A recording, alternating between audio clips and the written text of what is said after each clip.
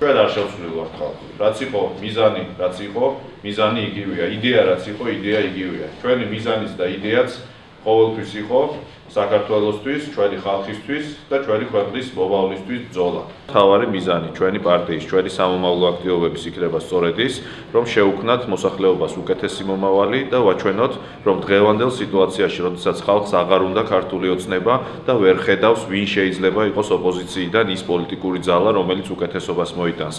ამ სიტუაციაში უნდა ვაჩვენოთ, რომ ასეთი პოლიტიკური ძალა არსებობს, ეს არის სწორედ მოძრაობა თავისუფლებისთვის ევროპული საქართველო და ჩვენი მთავარი ამოცანა და მიზანი იქნება შევუქმნათ ხალხს უკეთესი მომავლის განცდა, ვიმუშაოთ იმ პრობლემებზე, რომელიც აწუხებს ჩვენს მოსახლეობას და დავაბრუნოთ საქართველოში განვითარების და წინსვლის პერსპექტივა.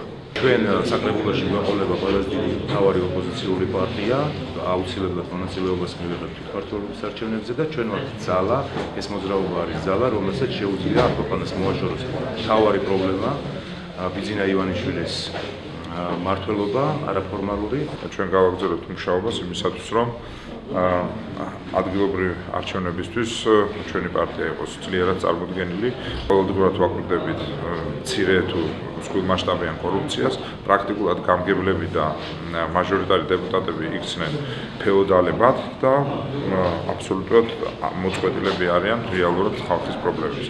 ეს იქნება ერთ-ერთი მთავარი მიმართულება, მხილება, ინფორმაციის მოძიება და საზოგადოების წარდგენა, რომ საზოგადოება კარგად დაინახოს, რა საფრთხეს წარმოადგენს არაფორმალური ოლიგარქიული მმართველობა.